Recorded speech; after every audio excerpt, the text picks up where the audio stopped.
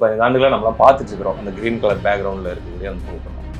அது திடீர்னு வந்து முகநூலில் ஒருத்தர் பதிவு போகிறாரு. சங்ககிரி ராஜ்குமார் அப்படின்ற ஒரு தோழர், அவர் வந்து இயக்குனராக இருந்ததாகவும் சீரியல்லாம் இயக்குனதாகவும் நடந்ததாகவே இருக்கட்டும். இப்போ இதால் யாருக்கு என்ன லாபம், எல்லாம் யாருக்கு என்ன கெடுதல் வந்துச்சு? முதல்ல நடந்ததாகவே அது போலியாக இருக்கட்டும். முதல்ல அதில் இப்போ என்ன வந்துச்சு? அந்த தலைவர் பெயரை சொல்லி, அந்த இயக்கத்தின் பெயரை சொல்லி வழக்குகளை வாங்கி சிறையில் இருந்து தொடர்ந்து பேசி பேசி பேசி மாவீரர்னால் இன்னும் மற்ற விடயங்களில் வந்துட்டு இங்கே பகிரங்கமாக கூட்டம் போட்டு தலைவர் படத்தை வச்சு இன்றைக்கி பட்டி தொட்டியெல்லாம் வைக்கிற அளவுக்கு கொண்டு வந்திருக்க ஒரு அரசியல் கட்டமைப்பை செய்து எந்த மண்ணில் எந்த தலைவர் இருட்டடிப்பு செய்யப்பட்டாரோ உங்களால், நீங்கள் போய் உண்டு உறைவிடம்லாம் இருந்து உறங்கிட்டு வந்த நீங்கள்லாம் செய்யலை, இல்லாத ஒரு நபர், போகாத ஒரு நபர் செய்தார்னு கூட வச்சுப்போம். ரெண்டில் எது சிறப்புன்னு நீங்கள் பார்ப்பீங்க. 10 நிமிடங்களுக்குள்ளே இருக்கின்றார். நீ என்ன சொல்கிற? சந்திக்காத ஒரு சந்திப்புக்கு ஃபோட்டோஷாப் நான் செய்தேன்னு நீங்கள் சொல்கிறேன். அவர் என்ன சொல்கிறாரு? 10 நிமிடங்களுக்குள்ளாக சந்தித்ததாக எனக்கு தகவல் அப்படின்னு அவர் சொல்கிறாரு. இன்னொருத்தர் குறுக்கு நெடுக்கமாக நடந்துக்கிட்டு அழுகாச்சியாக இருந்த ஐயா வைகோ சொல்கிறாரு இது வந்து இல்லை 2 நிமிடங்கள் தான் சந்திச்சிருக்கிறாரு, அப்படிலாம் ஒன்று பேசி விடலன்னு சொல்லுவார். இப்போ இந்த 3ல் எது உண்மை? அங்கே போனார் வந்தார். ராவணாவிலேயே ஒரு மூத்த தளபதியாக இருந்த ஒருத்தர் முழு பேட்டியை வந்து பேசி 1 மணி நேரத்துக்கு என்ன நடந்தது அங்கே அப்படின்னு பேசி பிடிச்சி அனுப்பிச்சிட்டார்.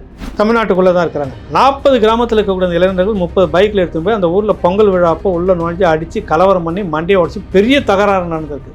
உங்கள் திராவிட தீ அங்கே போய் பிடிக்கிட்டுங்க.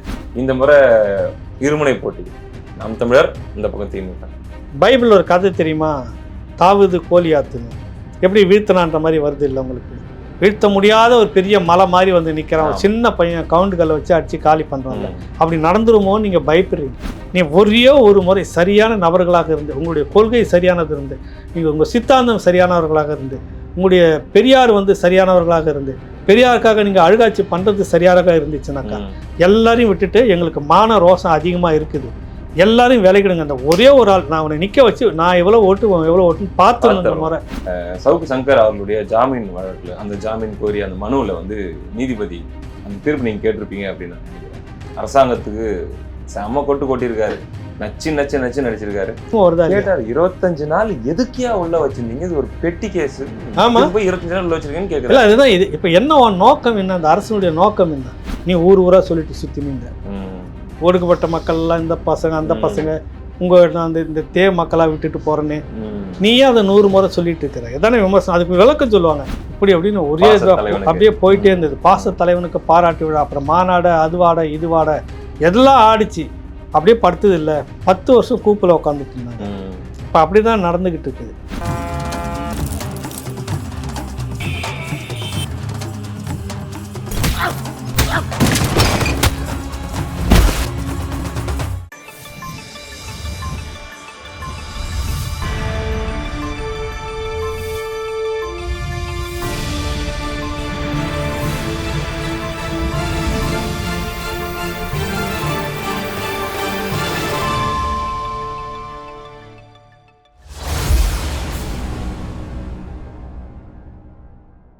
ராவணா பார்வையாளர்கள், நண்பர்கள், தமிழ் உறவுகள் அனைவருக்கும் வணக்கம். உரையாடி உறவாடு நிகழ்ச்சியின் இந்த வாரத்தின் 2வது பகுதியில் ஐயா ஏகலின் அவர்களோடு பேச போகிறோம்.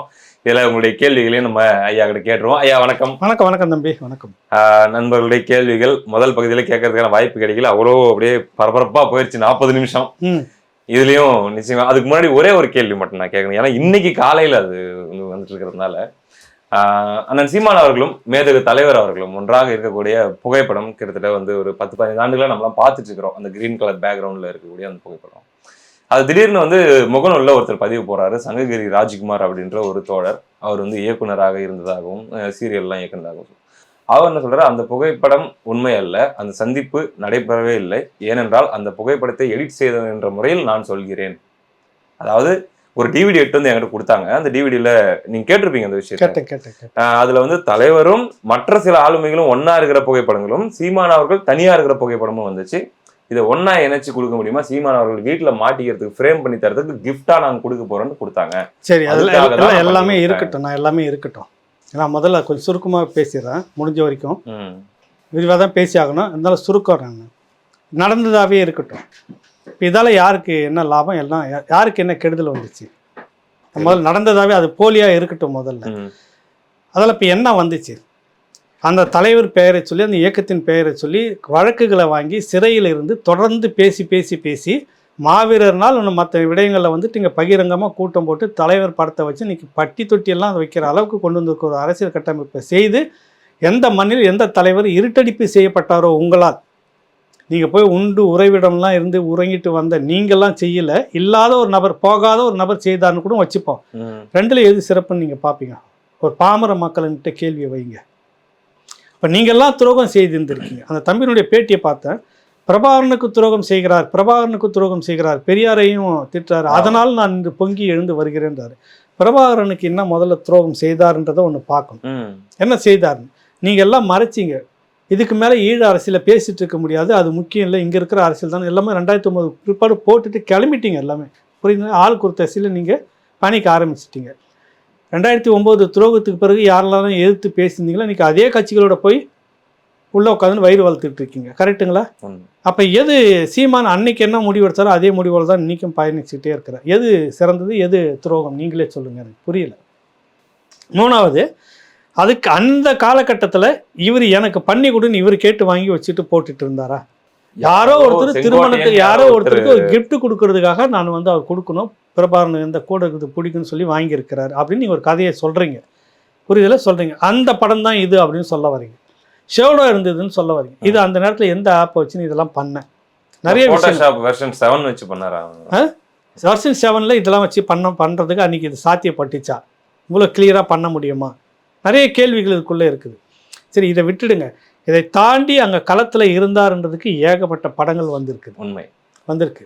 இப்போ அந்த பக்கம் ஒருத்தர் வைகோ ஒரு முறை நடையாக நடந்து அழுதால ஞாபகம் இருக்குதா? அப்போ வந்து 2 நிமிஷம் தான் சந்திச்சாரு, 2 நிமிஷம் தான் சந்திச்சாரு.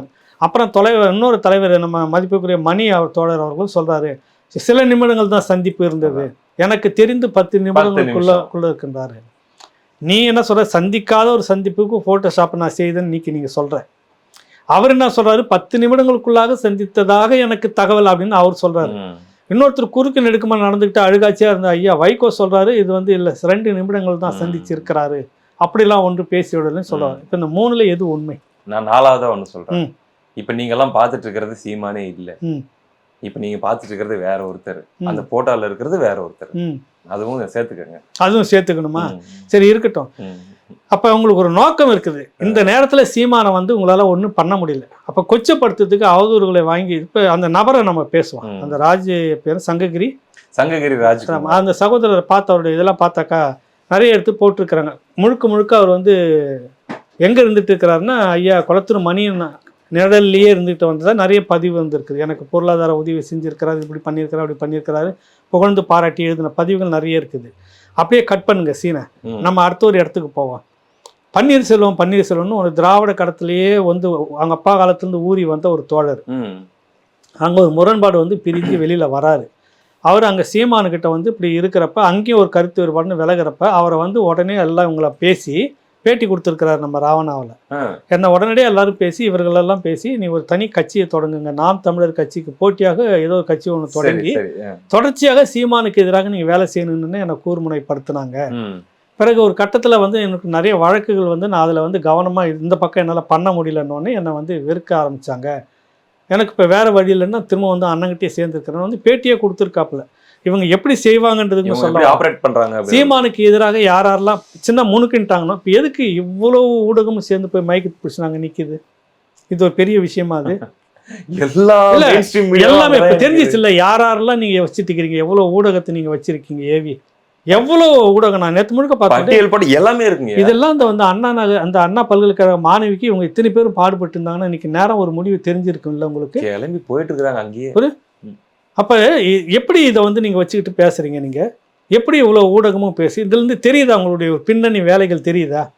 சீமானை முழுக்க செதைச்சி இதோட உட்கார வச்சிடணும். அப்படிலாம் ஒரு அடங்குற ஆள் கிடையாது எனக்கு தெரிஞ்சு. நான் பழகின வரைக்கும் ஒன்று சொன்னீங்கன்னா அது எதிராக தான் செய்வார். வேணாங்க இது இப்படி மாற்றி செய்கிறாங்கன்னா நான் அதை தான் ஏன் செய்வேன் அப்படின்னு செய்கிற ஒரு மாதிரியான ஆள் அவர். இவரே சொன்னார் ஏற்கனவே அவங்க அம்மா விஷயத்துக்கு வந்து என்கிட்ட சொன்னார், குளத்தூர் மணி திட்டுவார்னு என்கிட்ட சொல்லுவார், ஆனால் எவ்வளோ சொன்னாலும் கேட்க மாட்டேங்கிறாரு அப்படின்னு ஏற்கனவே இவரே சொல்லியிருக்கிறார். புரியுதில்ல? நடந்திருக்குது. அவரை குணாதிசயம் அந்த மாதிரி. நீ இப்போ பேச அதிக டேமேஜ் யாருக்குமே பெரியாருக்கு தான். பெரியார் அம்பலப்படுத்தப்படுவார். அங்கே போனார் வந்தார். ராவணாவிலே ஒரு மூத்த தளபதியாக இருந்த ஒருத்தர் முழு பேட்டியை வந்து பேசி 1 மணி நேரத்துக்கு என்ன நடந்தது அங்கே அப்படின்னு பேசி பிடிச்சி அனுப்பிச்சிட்டார். புகைப்படங்கள்லாம் எடுத்தது ஏதோ ஒரு காரணங்களால் வந்து சேரல, முழுதுமாக அங்கே அழிக்கப்பட்டதா இல்லை டெக்னிக்கல் ப்ராப்ளம் வேறு காரணமாக அதை எடுத்தவர்களால் வந்து சேர்க்கப்பட முடிஞ்சதா என்னன்னு தெரியல. இவ்வளோ கதைகள் இதுக்குள்ளாக இருக்குது. ஆனால் அங்கே வந்து இருந்தார், தலைவரை ரொம்ப நேரம் சந்திச்சுக்கிட்டு இருந்தாருன்றதுக்கான விட்னஸ் சொல்கிறாங்க. அது இல்லாமல் நிறைய இயக்கங்களோட அங்கே கட்டமைப்புகளோட எல்லாத்தையும் டெய்லியும் பிரச்சாரம் பண்ணிட்டு இருந்தார், பேசிக்கிட்டு இருந்தாருன்னு சொல்கிறாங்க. பாலா மாஸ்டர்னு ஒருத்தர் லண்டன்லேருந்து அவர் கொடுத்த பேட்டி உள்ளே இருக்குது. உங்களுக்கு இதுக்கு மேலே என்ன வேணும்? அதில் நம்ம ராவணாலேயே ஒரு பெண் போராளி, அதான் அவங்க தான் ஒரு முக்கியமான ஒரு இவங்க அளவுக்கு வந்து தலைவரும் அவரும் அது பார்த்தா இட்டு கட்டி பேசின ஒரு இடம் கூட பண்ண முடியாது. பார்க்கும்போதே நமக்கு பெரும் நபர்கள் எல்லாருமே கேட்டுட்டாங்க, ஒரு மறுப்பு கூட இன்ன வரைக்கும் வரல. அவ்வளோ யதார்த்தத்தில் எல்லாமே சொல்லியிருக்கிறாங்க. என்ன பிரச்சனை, இது வந்து அங்கே இருக்கக்கூடிய போராளிகள் பேசிட்டோம், எங்களை வந்து பொய்யா பேசிட்டு இப்படி பண்ணி இப்படி ஒரு கட்டமைப்பு வச்சுங்கிறாருன்னு அவங்க பேசணும். நீங்கள் அதை தான் விட்டு ஓடிட்டீங்கல்ல. உன்னை ஒட்ட வச்சானா நட்ட வச்சானா உனக்கு என்ன பிரச்சனைன்ற நீங்கள் பேசுனீங்களா? தேசிய தலைவரை, அந்த இயக்கத்தை, அந்த மக்களை பற்றி நீங்கள் பேசுனீங்களா? 2009 பிறகு கிடப்பில் ஓட்டுனீங்களா? இல்லை அந்த கோஷ்டிகளெல்லாம் இத்தனை பேர் இன்றைக்கி 40 பேர் சீமான் வீட்டுக்கு முற்றுகைக்கு அணி திரளுறீங்களே, எல்லாம் ஒன்றா திரண்டு அந்த பக்கம் இது வரைக்கும் பேசியிருக்கீங்களா?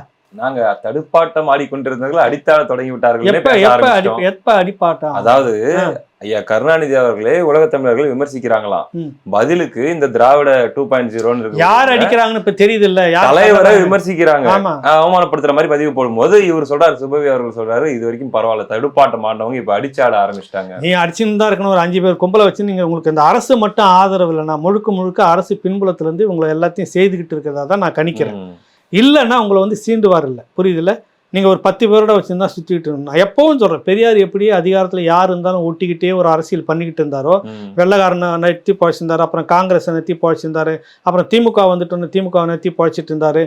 நத்தி நத்தி நத்தி நக்கின்னு எடுத்துக்க போறீங்க, இது கிராமத்து வார்த்தை, நத்தி பொழைக்கிறது அப்படின்னு சொல்லுவாங்க, ஒட்டிக்கிட்டு பொழைக்கிறதுன்னு சொல்லுவாங்க. நத்தின்னா அணுகி அப்படின்னு ஒரு வார்த்தை, புரிஞ்சுக்கிட்டங்க. அப்படி அந்த மாதிரி பொழைச்சிட்டு இருக்குது. அந்த மாதிரி நீங்க இப்படி இருந்துகிட்டு இருக்கீங்க. புரியல? அந்த பக்கம் வந்துட்டாக்கா சமூக நீதி காத்த வீராங்கனைன்னு அங்க ஒட்டிக்கிறது, இங்க வந்தாக்கா இவர் தான் எல்லாத்தையும் பெரட்டினார்னு கருணாநிதி, இதே பொழப்பு உங்களுக்கு. அரசை விட்டுட்டு கொஞ்சம் விலகி வந்துட்டா உங்களுக்கு அரசியலே இல்லை. நீங்க இருக்குது ஒரு சும்மா மைனாரிட்டி மாதிரி, நீங்க ஒரு டீம் நீங்க. அதனால இப்போ தாங்கிட்ட தன்னுடைய மேடையில் பேசிக்கிட்டு இருந்த சீமான் இன்னைக்கு இந்த அளவுக்கு வந்து இப்படி நிற்கிறாருன்றப்போ உங்களுக்கு ஒரு உள்ளுக்குள்ள ஒரு அரிப்பு இருக்குது. அந்த கோபத்தை இப்படிலாம் பேசிக்கிட்டு உங்களுக்கும் இந்த ஈழ பிரச்சனைக்கு சம்மந்தம் இல்லைன்னு விலகிட்டீங்க, புரியுது இல்லை? போயிட்டீங்க. இன்னைக்கு உங்களுக்கு ஒரே ஒரு தெய்வம் வந்து பெரியார் தான் தெய்வம்னு சொல்கிறீங்க. என்ன அவர் சொன்ன மாதிரி சீமான் சொன்னது 100க்கு 100 உண்மை. நீங்கள் பெரியார் புராணத்தை வந்து உங்களுக்கு தப்புன்னு சொன்னீங்கன்னா, சாரி பெரிய புராணத்தை நீங்கள் தப்புன்றப்ப நான் பெரியார் புராணத்தை தப்புன்னு சொல்லுவேன். இப்போ பெரியார் புராணமாக தான் நீங்கள் பாடுறீங்க, புரியுதுல? வேற ஒன்றும் இல்லை, தான் விஷயம் நடந்துட்டு இருக்கு. இதுக்கு தான் உங்களுக்கு சம்மந்தம் இல்லைன்னு விலைக்கு போன நீங்கள் அவர் படத்தை ஒட்ட வச்சாரு, இப்போ கிராபிக்ஸ் பண்ணாரு, இதுக்கு எதுக்கு இவ்வளோ முக்கியத்துவம் கொடுக்குறீங்க? என்ன நோக்கம் உங்களுக்கு? எப்படியாவது மட்டம் படுத்திடணும் சீமானம் இல்லை. ஆனால் இவங்களாம் ஃப்ரீ பப்ளிசிட்டி தான் பண்ணி கொடுத்துருக்காங்க, அவங்களுக்கு புரிய மாட்டேங்குது. அதோடைய எப்பயும் அவர் வெளிச்சத்திலே வச்சிருக்கிற வேலையை அவங்க பண்ணுறாங்க. அவர் என்னன்றாரு, நீ என்ன வேணாலும் சொல்லு ஆமான்றாரு. நான் அதை தான் நான் சொல்ல முடியும். கடைசியா ஓடி பதிங்கிட முடியுமா? அதுக்காக உட்காந்துட முடியுமா அந்த பிரச்சனையெல்லாம் பேசாம? ஒரு கட்டத்தில் நீங்களே அதுதானே பண்ணீங்க. நம்ம நிகழ்ச்சி ஒன்றில் கோவம் வந்துட்டு என்ன சொல்றேன், ஆமா பண்ணேன் அப்படி நீங்களே சொல்லலாம். இல்லை, எல்லாரும் தான் சொல்லுவாங்க. விவாதத்தை என்ன வைக்கிற அரசியல், அதை பேசு, அது அரசியலை பேசு. ஒரு யோக்கியமான அரசியல் செய்யறதுக்கு உங்களுக்கு துப்பு இருக்குதா? உங்களுக்கு தீ பரவட்டும். பரவுது இல்லைங்க தீ, திராவிட தீ பரவட்டும். எங்க வேங்க வெயில 3 வருஷமா திராவிட தீ பத்தி பறந்துட்டு இருக்குல்ல, வெக்கமா இல்ல உங்களுக்கு? இந்த ஏரியால பரவிட்டு இருக்குதுங்க. எங்க அடி வயிற்று உங்களுக்கு பரவுது இல்ல? இங்கேயும் பரவுது, நெஞ்சு குஞ்சு எல்லாம் பரவுது உங்களுக்கு. இல்ல உங்களுக்கு என்ன மனுஷன் நீங்களா? திராவிட தீ பரவட்டுமா? இந்த ஒரு வாரத்துல மட்டும் பாத்தீங்கன்னா, ஒரு ஊர்ல ஒரு ஒடுக்கப்பட்ட சமூகத்தை சேர்ந்த ஒரு தம்பி மணல் குவாரி விஷயமா எல்லாத்தையும் பண்ணிட்டு இருக்கிறான். அவனை போலீஸே கூட்டும் போயிட்டு கழுத்து அறுத்து கொண்டு வச்சு கம்யூனிஸ்ட் கட்சி தலைவர் அறிக்கை கொடுத்துருக்கிறாரு. இந்த மாதிரி ஒரு 6-7 சம்பவம் நடந்திருக்கு. தாதம்பட்டியா சேலம் இதில் பக்கத்தில் ஏதோ ஒரு ஊரில் கிராமத்தில் நடுவில் பட்டியல் சமூக மக்கள் அதிகமாக செறிந்து வாழக்கூடிய மக்கள், நிறைய மருத்துவர்கள், நிறைய பட்டதாரிகள், இப்படி இருக்க பெரிய ஊர். 40 கிராம மக்கள் முழுக்க சுற்றி பிற்படுத்தப்பட்ட சமூகம், முழுக்க அவங்க கன்னட மலையாளத்தை சேர்ந்த அந்த பிற்படுத்தப்பட்ட சமூகம் தமிழ்நாட்டுக்குள்ளே தான் இருக்கிறாங்க. 40 கிராமத்தில் இருக்கக்கூடிய இளைஞர்கள் 30 பைக்கில் எடுத்துன்னு போய் அந்த ஊரில் பொங்கல் விழாப்போ உள்ள நுழைஞ்சு அடித்து கலவரம் பண்ணி மண்டையை உடச்சி பெரிய தகராறு நடந்திருக்கு. உங்கள் திராவிட தீ அங்கே போய் பிடிக்கிட்டுங்க. எங்கே உங்கள் திராவிட தீ எங்கே பத்துதுங்க? திராவிட தீ பத்துருந்தீங்கன்னா இன்னைக்கு இப்படிலாம் இருந்திருக்குமா தமிழ்நாடு? சொல்லுங்கள். சாதிய மோதல் இன்ன வரைக்கும் இந்தியாவிலே அதிகம்தான் அப்படின்ற ஒரு புள்ளி விவரம் வந்திருக்குது. உங்கள் திராவிட தீ பத்து தான் அங்கெல்லாம். திரௌபதி கோயிலில் உங்கள் திராவிட தீ பற்றி எரியட்டுமே அதுக்கு சொல்கிறாரு ஐயா சுவீரபாண்டியன். சீமானை பற்றி வந்துட்ட உடனே திராவிட தீ பற்றி எரியட்டும், திராவிட தீ பரவட்டுமா. அவன் திராவிட தீ தான் அங்கே போய் உட்காந்துட்டு இருக்குது கோயில் உள்ளார, தெரியல? பஜகோவிந்தம் பாடிட்டு உட்காந்துட்டு இருக்குது இல்லை உன் திராவிட தீ. எங்களெல்லாம் ஓரங்கட்டி வச்சுட்டு நீங்கள் முன்னாடி போயிட்டு திராவிட தீ பஜகோவிந்தம் பாடிக்கிட்டு உட்காந்துட்டு இருக்குது. நிறைய விஷயங்கள் பட்டியலில் திராவிட தீ ஒன்று இருக்குது. அண்ணா பல்கலைக்கழக விஷயத்தில் என்ன தீ பற்றிட்டு இருக்குது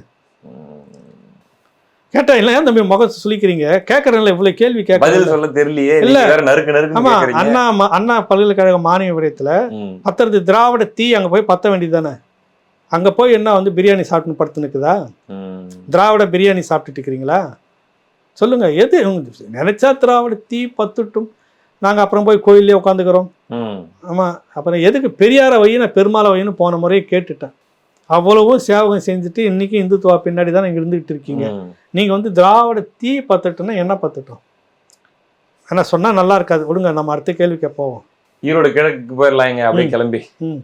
திண்டுக்கல்ல இருந்து பிரவீன் கேட்குறாரு, இந்த முறை இருமுனை போட்டி, நாம் தமிழர் இந்த பக்கம் திமுக.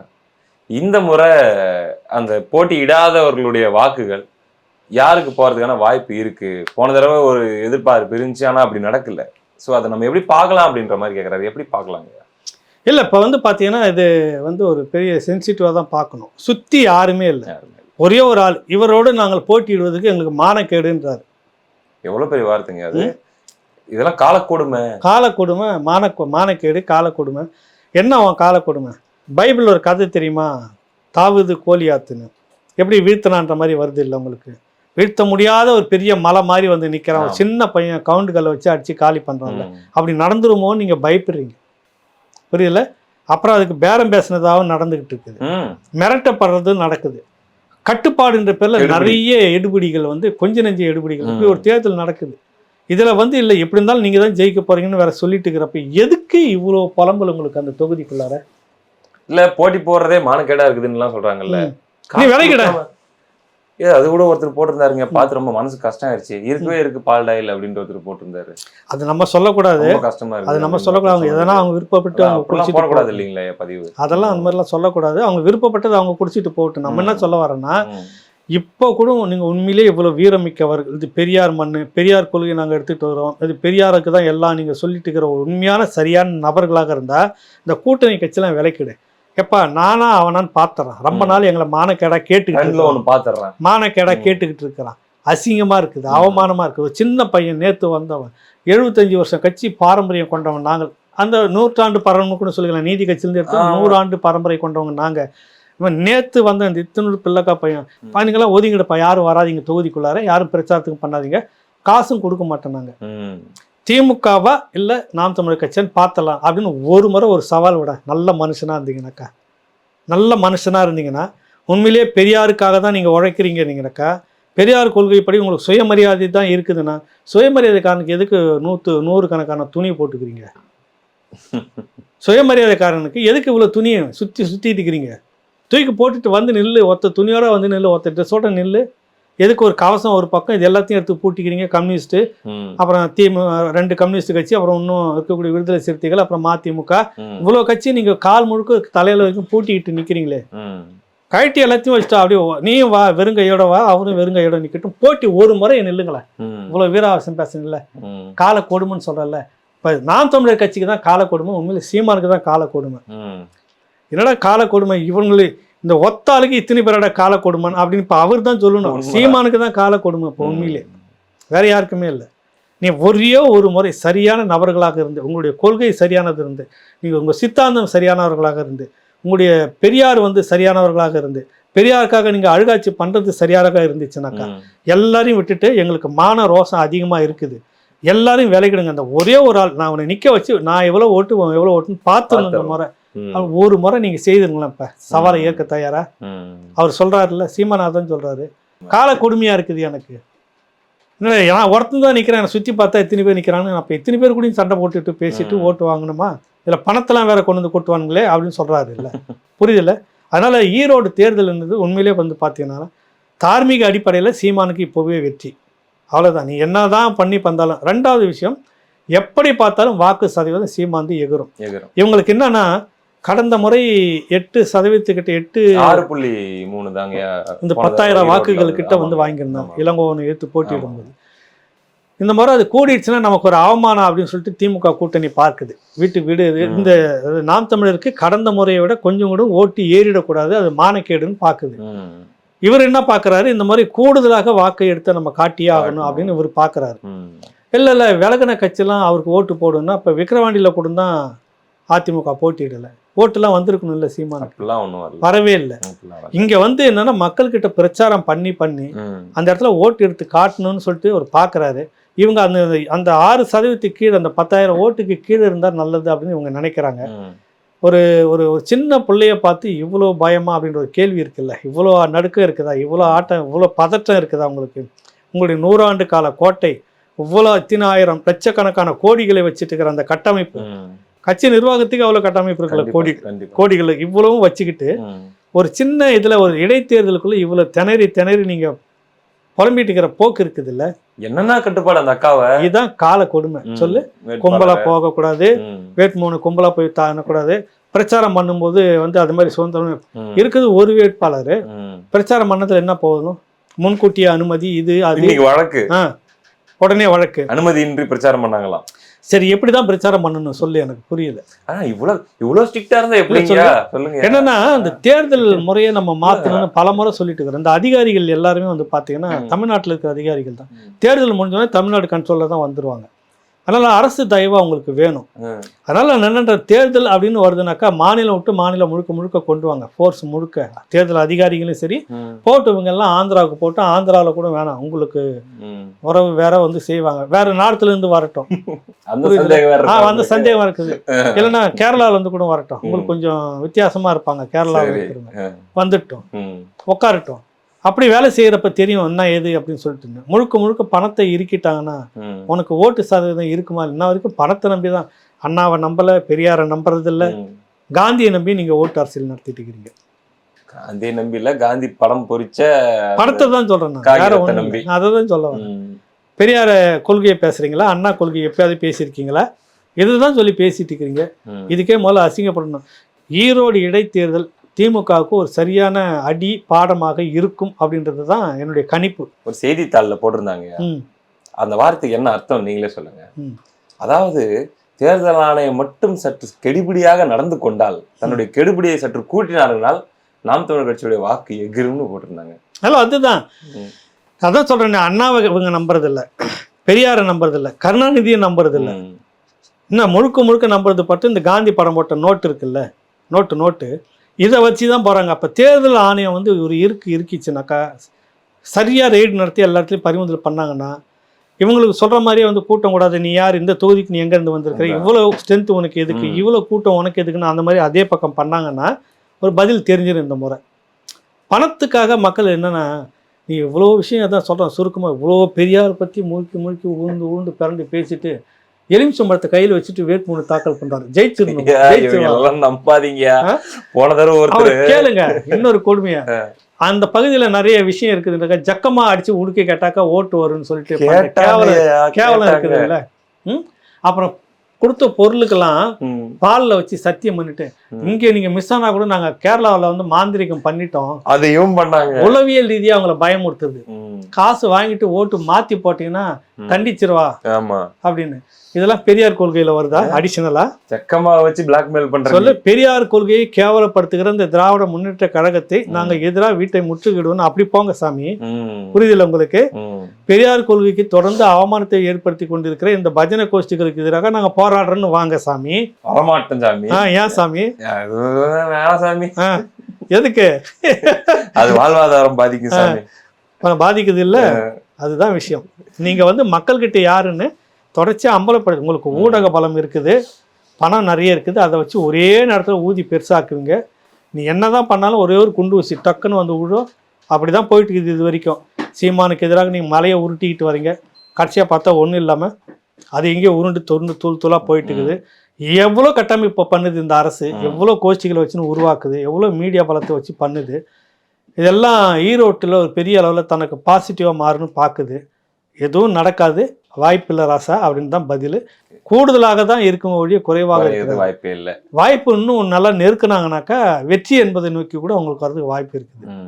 கிட்டத்தட்ட 40 பேருடைய பதில் சொல்லிருக்கீங்க. 40 பேருடைய கேள்விக்கான பதில் நீங்க சொல்லிருக்கீங்க. இதேதான் விஷயம், வேற ஒண்ணும் இல்லை. ஆமா, நான் இப்ப முதல்ல வந்து ஈவேரா அவர்களை பற்றி நம்ம பேசிட்டு இருந்தோம். அடுத்து இப்ப ஈரோடு கிழக்கு பத்தி பேசணும். எல்லாம் இதை பத்தி தான் கேள்வி கேட்டு 40 கேள்விகள் கிட்டத்தட்ட இதுல கவர் ஆயிருக்குது. அதனால உங்களுடைய பெயரை சொல்லல, ஆனாலும் உங்களுடைய கேள்விகளுக்கான பதில் வந்துருச்சு. புரிஞ்சுப்பீங்கன்னு நான் நம்புறேன். சென்னை வடபழனியில இருந்து ஹரி கேட்கிறாரு. ஏகலைவன் ஐயா, நம்ம 2 பேருக்கும் வணக்கம் சொல்லிட்டு, அந்த 4 சார்கள் யார், எப்ப அம்பலப்படுத்துவீங்க உங்ககிட்ட கேட்கிறாரு, சொல்லுங்க. நாங்க என்ன அம்பலப்படுத்துறதா இருக்கு, அதாவது ஏற்கனவே கசிஞ்சு இருக்குதுங்களே யார் என்ன ஏதுன்னு. இது 4 சார்கள் இருக்குல்ல, யார் அந்த சார்ன்றது அது ஒரு படலம் தனியா போயிட்டு இருக்கு. இன்னொரு யார் இந்த 4 சார்கள்ன்றது ஒண்ணு இப்போ போயிட்டு இருக்குது. அநேகமா டெல்லியும் கவனத்துல எடுத்துக்கிட்டு இருக்குதுன்னு சொல்றாங்க. ஆளுநர் தரப்பும் விசாரிக்க தொடங்கி இருக்குதா சொல்றாங்க. அந்த கொலை எப்படி நடந்தது, ஏரியில எப்படி பெணமா மெனந்தது அப்படின்றத பத்தி விசாரிக்க தொடங்கி இருக்கிறாங்க. எல்லாம் சந்திக்கு வரும் விரைவில், தெரிஞ்சுக்கலாம். இப்ப ரேவதி கோவையிலிருந்து கேட்டிருக்காங்க. 2 நாளைக்கு முன்னாடி உயர்நீதிமன்றத்தில் ஒரு பரபரப்பு தீர்ப்புங்க. நிறைய பேர் அதை பத்தி பேசல, ஆனா கண்டிப்பா இது அனைத்து ஊடகவியலாளருமே பேசியிருக்கணும்னு நினைச்ச ஒரு தீர்ப்பு. சவுக்கு சங்கர் அவர்களுடைய ஜாமீன் வழக்குல, அந்த ஜாமீன் கோரிய அந்த மனுவில் வந்து நீதிபதி அந்த தீர்ப்பு நீங்க கேட்டிருப்பீங்க அப்படின்னு நான் நினைக்கிறேன். அரசாங்கத்துக்கு செம்ம கொட்டியிருக்காரு, நச்சு நடிச்சிருக்காரு. அதே போல கீழமை நீதிமன்றங்களுக்கும் சில குறிப்புகள் அல்லது கண்டனங்கள்னு கூட எடுக்கலாம், அந்த மாதிரி சொல்லியிருக்காரு. நீங்க பாசிசம் பண்ணிட்டு இருக்கிறீங்கன்ற ஒரு கேள்வி. ஏன் வந்து நீங்க வந்து ஒரு ஜாமீன், அவங்க தான் கைது பண்ணி கூட்டு வராங்கன்னா நீங்க ஏன் ஜாமீன் கொடுக்க மாட்டேங்கிறீங்க? நீதிமன்றம் அப்படி செய்யலாமா, செய்யலாமா அப்படின்னு சரியான விஷயம் தான். இதை பற்றி நிறைய பேர் கேட்டிருந்தாங்க. நான் அதை நீங்கள் காமிச்சப்போ பார்த்தேன். சவுக்கு சங்கர் வந்து அது அவர் பண்ணுறது சரியா தவறான்ற விஷயத்துக்குள்ள நான் போகலை. அது முரண்பாடு எனக்கு இருக்குது. அது நான் ஏற்கனவே விமர்சனம் பண்ணியிருக்கேன், அது வேற விஷயம். ஆனால் இந்த தீர்ப்பு இருக்குல்ல, பொதுவாக இந்த யூடியூபர்கள் கருத்து சுதந்திரம் தான் உலகமாக சுதந்திரத்துக்கு சொந்தக்காரன் சொல்லக்கூடிய இந்த கோஷ்டிங்க தான் மும்முனா சிறைவாசம் ஏன் என்றால் சிறைவாசம்னு பழைய எமர்ஜென்சியில் வந்து பேசிக்கிட்டு இருந்தாங்கல்ல. கிட்டத்தட்ட அறிவிக்கப்படாத ஒரு எமர்ஜென்சின்னு கம்யூனிஸ்டுகள் இவங்க சொல்லிட்டு இருக்கிறாங்களே திமுக. இது எல்லாம் கலந்ததுனுடைய மொத்த உருவமாக இன்னைக்கு பாசிஸ்ட்னு ஒரு நீதிபதியினுடைய தன் வாயால் சொல்லக்கூடிய அளவுக்கு இந்த திமுக அரசு இருக்குது. இதோட பலமுறை ஓங்கி நீதிமன்றம் திமுக அரசுடைய தலையில கொட்டியிருக்கு. இந்த மாதிரி அதிமுக அதுக்கு முன்னாடி இருந்ததுக்கு, அதுக்கு முன்னாடி எந்த அரசும் இப்படிலாம் வாங்கினதே இல்லை. மிக மோசமான கடும் விமர்சனத்தை இந்த அரசு சந்திச்சுட்டு இருக்கு. நேர்மையான அரசுன்னா ரிசைன் பண்ணிட்டு போயிட்டு இருக்கு. உண்மைதான். யூடியூப்ல பேசுறதுக்கெல்லாம் வச்சுட்டு ஒரு வழக்கு போட்டு உடனே உங்ககிட்ட அதிகாரம் இருக்குன்னு ஒரு வழக்கை போட்டு கொண்டு போய் நிறுத்துறீங்க. சரி, அங்கே என்னன்னா கீழமை நீதிமன்றன்றது எதுக்கு? உனக்கு சட்டம் படிச்சுட்டு தான் அங்கே போய் உட்காருங்க. இது நான் சொல்லலை, அவருடைய கண்டனத்தினுடைய உள்ள சாராம்சம். நீங்களும் வந்து பெயில் கொடுக்காம ஜாமீன் கொடுக்காம உடனே வந்து சிறைப்படுத்துறது எந்த விதத்தில் நியாயமானதுன்னு கேள்வி கேட்குறாரு. அதை ஒட்டி தான் இது ஒரு ஃபாசிஸ்ட். என்னன்னா நீதிமன்ற உத்தரவுகளை, எத்தனையோ உத்தரவுகளை இந்த அரசு கிடப்பில் போட்டு காலில் போட்டு கிடத்தி வச்சுட்டு இருக்குது. ஆனால் இந்த அரசுக்கு வேண்டப்பட்ட விடயங்களை மட்டும் எடுத்துக்கிட்டு இது போகுது. சில நீதி அரசர்கள் இப்படியாக இருப்பதால் தான் இன்னும் நீதி தழைத்து கொண்டு இருக்கிறது. இல்லைன்னா இது என்றைக்கே இது வந்து ஒரு ப்ரைவேட் கம்பெனி மாதிரி ஆகிடும். உச்சநீதிமன்ற நீதி அரசர்களும் எப்படி ஒன்றாக சேர்ந்து வந்து உச்சநீதிமன்றத்தினுடைய செயல்பாட்டில் எவ்வளோ விமர்சனங்களும் குறைபாடு இருக்குன்னு ஏற்கனவே கடந்த காலம் விமர்சனம் பண்ணாங்களோ அப்படி இங்கே சென்னையிலையும் இருக்குது. சென்னை உயர்நீதிமன்றத்தில் இப்படியான நீதி அரசர்கள் இருப்பதால் தான் இன்னும் மழை வந்துட்டு இருக்குன்னே சொல்லலாம். இந்த ஆறுதல் அளிக்கிறது சவுக்கு சங்கர் என்ற நம்ம விஷயத்த சரியா தவறா அது போகட்டும். அந்த அவர் மேல நீ தொடர்ச்சியா திரும்ப இந்த வழக்குன்னு கொண்டுட்டு வரல. ஒரு விஷயத்தை வெளியே சொல்வதாக விமர்சனம் வைக்கிறதால மட்டும் நீ வழக்குன்னு போடுறது எந்த விதத்தில் நியாயமா இருக்குது? உண்மை. நீ டெஃபர்மேஷன் போடு, வழக்கு வரட்டும், வழக்கை சந்திச்சுட்டு சரி தவறுன்னு பார்த்து உனக்கு என்ன தீர்ப்பு வருது வந்துட்டு போகும். நீ கைது பண்ணி உடனே கொண்டு போய் எல்லாத்தையும் நிறுத்துற, அப்புறம் இன்னொரு வழக்கு போடுற, அதில் பெயில் எடுத்தா இன்னொரு வழக்கு போடுற. இது ஒன்றுக்கும் அந்த கீழமை நீதிமன்றம் வந்துட்டு பெயில் மறுத்துக்கிட்டே இருக்குது, ரிமாண்ட் பண்ணுதுன்றப்ப அப்புறம் கீழமை நீதிமன்றம் எதுக்கு எனக்கு புரியல. அந்த கேள்வி எல்லாருக்கும் வருதா? 25 நாள் எதுக்கியா உள்ள வச்சிருந்தீங்க? இது ஒரு பெட்டி கேஸ். ஆமா, 25 நாள் உள்ள வச்சிருக்கீங்கன்னு கேட்கல. அதுதான் இது. இப்போ என்ன நோக்கம் என்ன, அந்த அரசுடைய நோக்கம் என்ன? ஒருத்தவங்க பேச, நீங்களாம் வந்து பெரியாரை பற்றி பேசுறீங்க, கம்யூனிசத்தை பற்றி பேசுகிறீங்க, உங்களுக்கு அசிங்கமாக இல்லை? உங்களுக்கு நீதிமன்றம் போடுது, கன்னத்து மேலே போடுது, நிற்க வச்சு உங்களை அடி. உண்மையிலே சொல்லப்போனால் நீதிமன்றத்தின் இப்படிப்பட்ட விமர்சனங்களை எதிர்கொள்கிற அந்த அரசு ராஜினாமா பண்ணிட்டு போயிருக்கணும். சாதாரண விஷயம் இல்லை. ஒரு நீதி அரசருடைய ஒரு கண்டிப்பு என்பது சாதாரண விஷயம் இல்லை. ஏதோ 10 போய் உங்களுக்கு தான் எதுவுமே கிடையாது. எவ்வளோ கேட்டாலும் எவ்வளோ விஷயம் கேட்டாலும் கிடையாது. தொடர்ச்சி போட்டு திரும்ப அப்படி தானே பண்ணிட்டு இருக்கீங்க. இந்த அரசு தரப்பு வழக்கறிஞர்னு அரசு தரப்பு நியமிக்கப்படுறதுல முறைகேடு தப்புன்னு நான் சொல்ல வரேன். திருப்பி அரசு மக்கள் வரி பணத்திலிருந்து தான் அந்த வழக்கறிஞர்களுக்காக கொடுக்குறப்ப அது ஒரு முறைப்படுத்திட்டு பொதுவாக வந்து அதுக்கு தேர்வு நடத்தி பொதுவாக எடுத்து கட்சி சார்பற்றவர்களாக நீங்கள் போடணும். உங்கள் தரப்பு அரசு தரப்பு வழக்கிறதா போகிறப்ப அதுக்காக வாதாடுன்ற பேரில் அவங்க கட்சி சார்பான முடிவெல்லாம் உள்ளே எடுக்கக்கூடிய நிறைய முடிவெல்லாம் நடந்திருக்குது. இப்போ அந்த மாதிரி தான் கீழமை நீதிமன்றம் வந்துச்சோன்ற சந்தேகம் நீதி அரசுடைய அந்த பதிலில் நமக்கு வருது. அவர் சொல்கிறாரு கீழமை நீதிமன்றம் இப்படிலாம் பண்ணணும், அவன் தான் கைது பண்ணி கொண்டுட்டு வரான், அவங்கக்கிட்ட செக்ஷன் இருக்குதுன்னு கைது பண்ணி கொண்டு வரப்ப நீ சீர்தூக்கி பார்த்து இந்த செக்ஷனுக்கு இதெல்லாம் வந்து பொருந்தாது, நான் ரிமாண்ட் பண்ணலை, வழக்கு நேரம் அவங்க வந்து கோர்ட்டுக்கு போங்கன்னு சொல்லிட்டு பண்ணியிருக்கணுமா இல்லையா, அந்த கேள்வி வருது. இது உண்மையிலே வரவேற்க வேண்டிய ஒரு நீதி, அனைவருக்குமான தீர்ப்புன்னு. கிட்டத்தட்ட இதே போல் கேரளாவில் ஒரு சம்பவம் நடந்து ஒரு யூடியூபர் ஒரு பத்திரிகையாளர் அவர் இத்தனைக்கும் சில விஷயங்களை வந்து அம்பலப்படுத்துறாரு. அதுக்குன்னு அவர் மேலே வந்து பிசிஆர் ஆக்ட் உள்பட எல்லாத்தையும் போடுறாங்க. அவருடைய அலுவலகத்தை இதே போல் வந்து இப்போ ரேடு அடிச்சு எல்லாத்தையும் எடுக்கிறாங்க. இங்கே பெயில் கொடுக்காம வந்து இந்த அங்கே இருக்க கீழமை நீதிமன்றம், உயர் நீதிமன்றம், உச்ச நீதிமன்றத்துக்கு ஒன்று பிடிச்சி லெஃப்ட் ரைட்னு வாங்குது. சரியான தீர்ப்பு அது. இந்த ஆனந்த் வெங்கடேசன் அவர்கள் கொடுத்த அந்த தீர்ப்பு மாதிரியே போட்டு லெஃப்ட் ரைட்னு வாங்கியிருக்குது. ஒரு தீர்ப்பு இதே மாதிரி வந்திருக்குது. சொல்கிறார்கள் அது தவறு இருந்துச்சுன்னா நீ வழக்கு போடு, அதுதான். அதுக்கு உடனே கைது பண்ணி ரிமாண்ட் பண்ணி மாத கணக்கில் நான் வச்சுட்டு இருப்பேன்றதெல்லாம் பொறுத்தாது. அது வந்து மிரட்டல், அது கிட்டத்தட்ட ஃபாசிஸ்ட். நீ வந்து கருத்து சுதந்திரத்தை கழுத்தை பிடிச்சி நிறுத்திடுங்க. அப்புறம் ஹிட்லருக்கு உங்களுக்கு என்ன சம்பந்தம்? ஹிட்லர் ஆச்சுன்னு சொல்லிட்டு போகலாமா அதை? புரியுது. அப்புறம் எதுக்கு இது வந்து பாலாரும் தேனாரும் ஓய்கிறது, இல்லை பெரியார் குறுக்கு நெடுக்க ஓடுறாரு, இதில் அண்ணாவும் குறுக்கு நெடுக்க ஓடுறாரு, அப்புறம் கலைஞர் முத்தமிழ் அறிஞரும் குறுக்கு நெடுக்க ஓடுறாரு, இது திராவிடர் பூத்து குலுங்குதுன்னு எதுக்கு நீங்கள் சொல்கிறீங்க? எத்தனை பொய் வழக்கு போடுவீங்க நீங்கள்? அப்புறம் ஹிட்லருக்கு உங்களுக்கு என்ன வித்தியாசம் இருக்குது? இது அநீதி. ஒரு நீதியை தாண்டி அநீதியை வந்து நீங்கள் மீண்டும் மீண்டும் அநீதிக்கான குழியை தோண்டிக்கிட்டு இருக்கீங்க. கடைசியாக திரும்பி பார்க்கும்போது அதில் நீங்களே விழுந்திருப்பீங்க. அதுதான் நடக்குது. உச்சக்கட்ட மிரட்டல் இது எல்லாமே. உச்சக்கட்டமாக மிரட்டிட்டு இருக்கீங்க. நீங்கள் ஊடகத்தையும் சமூக ஊடகங்களில் ஒரு நல்ல கருத்து சொல்லக்கூடியவர்களும் கழுத்தை பிடிச்சி நெருக்கிறீங்க, மிரட்டுறீங்க, கைது பண்ணி உள்ளே வைக்கிறீங்க. இது நல்லதல்ல. இந்த அரசுக்கு விரைவில் ஒரு பெரிய கொடுமையான ஒரு சந்திப்பை, ஒரு நிகழ்ச்சி நீங்களே சந்திப்பாங்க கட்டாயம். இதெல்லாம் விலையும் தானே, நீங்கள் தானே அர்த்தம் ஆகணும். சொத்தை பாதுகாக்கிறதுக்காக தான் மணியம்மையை திருமணம் செய்ததாக சொல்றாங்க. அது டைரக்டாவே அவங்க பேர்ல எழுதி வச்சிடலாமே, மகள்னு தானே சொல்றாங்க. ஏன் அதுக்கு திருமணம்னு ஒண்ணு செய்ய வேண்டிய தேவை ஏன் வந்துச்சுன்ற மாதிரி கேட்குறாங்க. அதான் தெரியல. அதை பற்றி நிறைய முறை பேசியாச்சு தம்பி. இவங்க இது வரைக்கும் ஒரு விளக்கம் கொடுக்கறதுல இவங்கள மாதிரி ஒரு யோக்கியவான்கள் நீங்கள் பார்க்கவே முடியாது. அவ்வளோ பெரிய யோக்கியவான்கள். இதற்காகத்தான் அதை பேசினார் தெரியுமா, அதற்காகத்தான் பேசினார் தெரியுமா, இந்த பசங்களே என்று சொன்னது கூட எதுக்கு தெரியுமா, அது அப்படி சொல்லப்பட்டிருந்தது. மனிதநீதி எங்க எத்தனை பேர் படிச்சுட்டு இருக்கிறான்? பார்ப்பனார்களுக்கு கேட்டாலும் நீங்க சொல்ல தெரியாது. அவங்க யாராவது அந்த வார்த்தையை சொல்லி பசங்கன்னு சொல்லிட்டு வந்து நடமாட முடியுமா? நீ ஊர் ஊரா சொல்லிட்டு சுத்தி நின்ற ஒடுக்கப்பட்ட மக்கள் எல்லாம் இந்த பசங்க அந்த பசங்க உங்க அந்த இந்த மக்களா விட்டுட்டு போறேன்னு நீயே அதை 100 முறை சொல்லிட்டு இருக்கிற. எதானே விமர்சனம், அதுக்கு விளக்கம் சொல்லுவாங்க. இப்ப இந்த விஷயத்துல வந்து பாத்துக்க என்ன சொல்றாரு அவரு, எழுதி வச்சுட்டு ஏன் திருமணம் செஞ்சாரு? நானன்றேன், நீ சமூக சேவக்குன்னு வந்துட்ட, சொத்தை பத்தியா நீ கவலைப்பட்டு, உனக்கு கொள்கை தானே முக்கியம். கொள்கையா சொத்தா, சோறா கொள்கையான்னு கேட்கறேன் உங்ககிட்ட. உனக்கு சோறு பிரச்சனையா கொள்கை பிரச்சனையா? கொள்கை தான் பிரச்சனைன்னா இந்த மண்ணாங்கட்டிலாம் தூக்கி தூர போட்டு நான் கொள்கையோட தான் நிப்பேன்னு சொல்லிட்டு போயேன். அதுக்கு ஏன் அப்படி ஒரு முறையற்ற திருமணம்? இதில் என்ன கொடுமைன்னா அதுதான் விஷயம். உங்ககிட்ட முரண்படுற விஷயம். நீங்கள் ஏதோ ஒரு காரணம் சொல்லுங்க. பொருந்தா திருமணத்துக்கு எதிராக போராட்டம் நடத்தியதே திக. அப்போ காங்கிரஸ் இருக்கக்கூடிய நிறைய ஜமீன்தார்கள்லாம் வந்துட்டு வயதான இளம்பெண்களை சின்ன சின்ன பொண்ணுங்களை கல்யாணம் பண்ணுறப்ப போய் போராட்டம் பண்ணியிருக்காங்க. நிறைய தகராறுலாம் நடந்திருக்குது. செய்ததே இவர்கள். அப்படி செய்துட்டு இவங்களுக்கே நீ இப்போ இந்த திருமணத்தை நான் முடிக்கிறேன்றப்போ அந்த கோபத்தில் தான் வெளியே வந்தாங்க. அதை அப்போ இவங்க எழுதுனதெல்லாம் இருக்குல்ல, ஐயோ கொஞ்சம் கொஞ்சமாக எழுதியிருந்தாங்க திமுகவுடன் பிறப்புகள். அவ்வளோ மானக்கேடா பெரியாரை வந்துட்டு.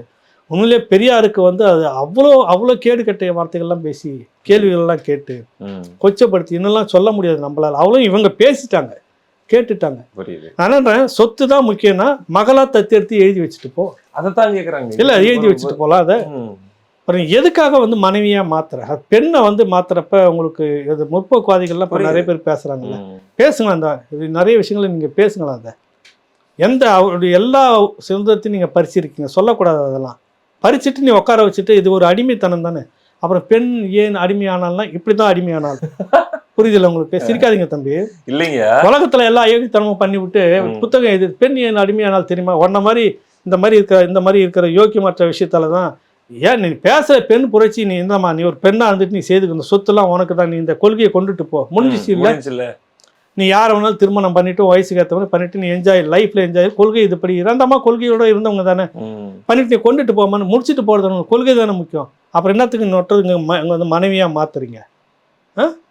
இது கேள்வி கேட்டாக்க உடனே உங்களுக்கு வந்து பெரியாரை திட்டி விட்டார்.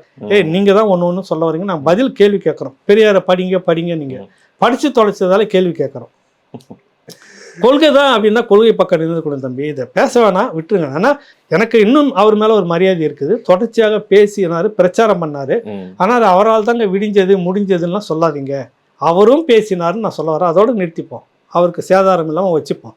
அதுக்கு மேலே கொண்டு வந்து மூஞ்சை போட்டு ஒராச்சி தெருவில் வச்சு தேய்ச்சி அவர் மூஞ்சி டேமேஜ் ஆக்காதீங்கன்னு சொல்ல வரேன். கடைசியாக ஒரு கேள்வி கேட்டு முடிச்சிக்கலாம்னு நினைக்கிறேங்க. இந்த ஒரு 4 நாளைக்கு முன்னாடி மாட்டுப் பொங்கல் அன்னைக்கு நீங்கள் கூட லைவ்ல பார்த்துருப்பீங்க. எங்கு திரும்பும் திசை எல்லாமே இன்பநிதி அவர்களை பற்றிய செய்திகள், உதயநிதி இன்பநிதின்னு சொல்லி உண்மையிலேயே 100 செய்திக்கு மேலே வந்திருக்கும் இந்த மெயின் ஸ்ட்ரீம் மீடியாலேயே. அவருக்கு அமைச்சர் சால்வெல்லாம் பார்த்தினாரு. அதை பற்றி நண்பர் கேட்டிருக்காரு, நீங்கள் சொல்லுங்களா? ஒன்றும் இல்லை, எனக்கு திரும்ப அந்த 2009 2010 11 அந்த காலகட்டம் தான் எனக்கு ஞாபகம் வருது. ஐயா தலைவர் கலைஞர் அவர்கள் இப்படி தான் ஓடி தடிக்கு விழுந்தா நிகழ்ச்சி, தடிக்கு விழுந்தா பாராட்டு, தடிக்கு விழுந்தால் இப்படி அப்படின்னு ஒரே அப்படியே போயிட்டே இருந்தது. பாச தலைவனுக்கு பாராட்டு விழா, அப்புறம் மாநாட, அதுவாட இதுவாட எல்லாம் ஆடிச்சு. அப்படியே படுத்தது இல்லை, 10 வருஷம் கூப்பில் உட்காந்துட்டு இருந்தாங்க. இப்போ அப்படிதான் நடந்துகிட்டு இருக்குது. வண்டி வேகமா அதை நோக்கி தான் போயிட்டு இருக்குது. ஒன்றும் இல்லைப்பா, நீ வந்து நீ ஒரு துறை அமைச்சராக போகிறோம், நம்ம தப்புன்னு சொல்ல வரல. மகனை கூப்பிட்டுன்னு போனது நம்ம தப்புன்னு சொல்லலை. அது ஒரு குடும்பத்தோட போகிறீங்க, உட்காரதுக்கு ஒரு கலெக்டருக்கு உண்டான புரோட்டோகால்னு ஒன்று இருக்குது. துணை முதலமைச்சர், மந்திரி, கலெக்டர்னு ஒரு புரோட்டோகால் இருக்குது. அது மீறி நீங்கள் முன்னு சேரை போட்டு அந்த இடத்துல உட்காந்துட்டு இருந்துருக்கணும். வரவேற்பு கொடுத்ததுலையும் பார்க்கணும். அளவுக்கு மீறி என்னென்ன கொண்டுட்டு வர்றாரு. இப்போ அவரு அந்த பனின்னு போட ஆரம்பிச்சிட்டாரு, பார்த்தீங்களா? கொடி. ஆமா, அதுல வந்து சிம்பிள் வந்துட்டாரு. தலைவர் இல்ல, அரசியலுக்கு வந்துட்டாருன்னு அர்த்தம். அது நீங்களா வந்து தாங்கி தாங்கி தாங்கி உள்ள கொண்டுட்டு வரீங்க. வாரிசை வந்து உருவாக்குறீங்க, அடுத்த ஜெனரேஷன். இந்தி திணிப்பு மாதிரி இது இன்பநிதி திணிப்பு. ஆமா, இந்தி திணிப்பை விட இன்பநிதி திணிப்பு ரொம்ப ரொம்ப கொடுமையானது. புரியுதுல்ல? இந்தி திணிப்பை விட இந்தி திணிப்பை கூட என் பேரனுக்கு இந்தி தெரியும்லாம் சொல்லிட்டாரு கருணாநிதி. ஏன்பா அவருக்கு பதவி கொடுத்தீங்கன்னு கேட்கறாங்க மீடியா. தயாநிதி மாறனுக்கு அவருக்கு இந்தி நன்றாக தெரியணும். ஏயா ஊர் முழுக்க இந்தியை படிக்காட்டும் பேரனை மட்டும் இந்தி படிக்க வச்சு பேரனுக்கு இந்தி தெரியும், அந்த முன்னுரிமையில நான் சீட்டு கொடுக்குறலாம் பேசுனீங்களா இல்லையா? அதனால இந்தி திணிப்பு கூட அவங்களுக்கு கவலை இல்லை, கொடுமையானது இல்லை, பிரச்சனை இல்லை. அதை இன்னைக்கு சகஜமாக எடுத்துன்னு வந்துட்டாங்க. பள்ளிக்கூடத்தை நிறைய இவங்க நிறுவனத்தை சேர்ந்தவங்க கட்சியால் வச்சுங்கிற பள்ளிக்கூடத்துல தான் இந்தியே வந்துகிட்டு இருக்கு இன்னைக்கு. கரெக்டா? இங்க பிரச்சனை என்னன்னாக்கா இன்பநிதி திருப்பி எப்படியாவது வெற்றி பெற்று விட வேண்டும் அப்படின்றது தான் இதுல தெரியுது. குடும்பமா போங்க, நீங்க உட்காந்து பாருங்க. அதுல தப்பே சொல்ல வரல, உண்மையிலேயே தப்பு சொல்லலை. நீங்க பாருங்க, அந்த கொடுத்த முக்கியத்துவம் இருக்குது இல்ல. அப்படி வந்து அப்படி விட்டோன்னே அப்படி தொடச்சி என்ன பிஸ்கட் தூள் வந்துச்சுன்னா தூணா ஊந்து போச்சு, அங்க தூள் தானே ஊந்துச்சு. அதை உடனே அப்படி தொடச்சி என்னன்னா நக்கி புழைக்கிறதுன்னு பேர் அதுக்கு. போன வாரம் அவருதான் ஆண்ட பரம்பரை அப்படின்னு. நீ எந்த பரம்பரை அதானே செய்துட்டு இருக்கிற. நீ ஆண்ட பரம்பரைன்னா எப்படி இருந்திருக்கணும், புரியல? இப்படிலாம் தூக்கி விட்டா தானே நமக்கு பதவி நிலைக்கும். இன்ப நீதிக்கு அடுத்தது இன்னொரு துன்ப நீதினு வந்தாலும் கூட அதுக்கும் இப்படி தொடச்சி விட்டு தான் நீங்க உட்காந்து இருப்பீங்க. நீங்க செய்யுங்க, உங்க உரிமை நான் இல்லைன்னு சொல்ல வரல. மக்கள்கிட்ட இது ஒன்று சொல்லி திணிக்காதீங்கன்னு சொல்ல வரேன். பெரிய முகசிலிப்பு வந்துருச்சு. இது முழுக்க 2011 நோக்கி எவ்வளவு வேகமா இதே மாதிரிதான். திருமண இடம்லாம் பாராட்டு, திருமண இடம்லாம் ஜால்ரா, திருமண இடம்லாம் ஐயோ இப்ப தாங்க முடியல உங்களுக்கு. எங்க பார்த்தாலும் பாராட்டு, தடிக்கு விழுந்தா பாராட்டு, தடிக்கு விழுந்தா நிகழ்ச்சி. இப்ப அந்த வேகத்துலதான் நீங்க போயிட்டு இருக்கீங்க. தமிழ்நாட்டுல இந்த குடும்பம் மட்டும்தான்ப்பா சந்தோஷமா இருக்குதுன்னு எல்லாரும், வேற யாருமே சந்தோஷமா இல்லை. இந்த குடும்பத்தை அண்டி பேசிட்டு இருக்கிற இந்த அமைச்சர் பெருமக்கள், அவர்களை அண்டி பேசிட்டு இருக்கிற இந்த வகையறாக்கள் யாருன்னு இவங்க எல்லாம் வந்து மகிழ்ச்சியா இருக்கிறாங்க. மக்கள் மகிழ்ச்சியா இருக்கிறாங்களா இல்லையா? பொங்கலுக்கு என்னப்பா பரிசுன்னு கேட்டா இல்லை, இந்த சீட்ல எழுதி சக்கரன்னு நக்கிட்டு போயிடுங்க அப்படின்னு சொல்லிட்டாங்க. கேட்டா நான் எலெக்ஷன் நேரத்துல தானே அப்படின்றாரு. அப்ப சொன்னோம் எலெக்ஷன் நேரத்துல இப்பயா நாங்க சொல்றோம் அப்படின்றது. அப்புறம் என்ன மனுஷன் உங்களெல்லாம் என்ன கேள்வி கேட்கறது? திரும்ப 2026 மே மாசம் தேர்தல் வருதுனாக்கா ஜனவரியில 5000 கொடுத்துருவீங்கல்ல? அப்ப பிளான் பண்ணுவாங்க. அதுக்கு இந்த வருஷம் ஹோல்ட் கொடுக்கல. ஏன்னா சேர்ந்து கடந்த முறை நிதி எங்களுக்கு மத்திய அரசு கொடுக்கவில்லை, இப்ப நாங்க உண்டியல்ல காசு சேர்க்கணும், சேர்த்து உங்களுக்காக நாங்க கொடுக்குறோம் 5000 சொல்லி ஓட்டு வாங்க போறீங்க. அதானே மக்கள் இன்னும் நம்ம அப்படியேதான் அந்த மக்களை நீ இப்படியே வச்சுக்கிட்டு இருக்கிற. இதுல பெரியாரை கொண்டு வந்து நுழைக்கிற, உலக புரட்சியாளர்லாம் கொண்டு வந்து நுழைக்கிறீங்க. இதெல்லாம் மக்களை இன்னும் கொண்டு வரதுக்கு துப்பு இல்லை உங்களுக்கு. நான் அந்த அதை செய்தேன், இதை செய்தேன், அதை பண்ணேன், இதை பண்ணேன், நாங்கள் தான் வந்துட்டு இங்கேருந்து வரைக்கும் நெடுக்க ரோடு போட்டோம்லாம் சொல்லிக்கிறீங்க. இந்த மக்களை ஒன்றும் நீ மாற்றாத அளவுக்கு வச்சுட்டு இருக்கிறேன். காசு கொடுத்தா தான் ஓட்டுன்ற அளவுக்கு மக்களை கொண்டு வந்து நிறுத்தி விட்டு விழிப்புணர்வு, உன்னுடைய பிரச்சாரம், உன்னுடைய கல்வி அறிவு, உன்னுடைய எல்லா இதுவும் எதுக்கு மண்ணாங்கட்டிக்கு சம்பந்தம் எல்லாம் ஆயிடுச்சு. சொல்லு. புரியுது. சரிங்க, இவ்வளவு நேரம் எங்களுக்காக உங்களுடைய நேரத்தை ஒதுக்கி எங்களுடைய சந்தேகங்கள், எங்கள் மனதில் இருந்த சந்தேகங்கள் எல்லாவற்றையுமே விளக்கி ரொம்ப நீண்ட ஒரு நிகழ்வாக இன்னைக்கு இருந்திருந்தாலுமே கூட நிறைய தகவல்கள், நிறைய இல்லைன்னா அவங்க பேரை சொல்லி பேச முடியல. அடுத்த முறை பேரை ஒரு 10 பேர் இந்த மாதிரி பேசியிருக்கிறாங்க, அதை ஒட்டி தான் நம்ம எல்லாம் பேசி முடிச்சிருக்கிறோம். ஆனா கிட்டத்தட்ட ஒரு 50 பேருடைய கேள்வி நம்ம பதில் சொல்லியிருக்கோம். ஆனா ஒரு 10 பேராவது அடுத்த முறை பேரை வாசிச்சிருவோம். கண்டிப்பா தொடர்ந்து கேள்விகள் அனுப்புங்க. ரொம்ப ரொம்ப நன்றிங்க. நன்றி, உங்களுக்கு ரொம்ப நன்றி தம்பி. வணக்கம்.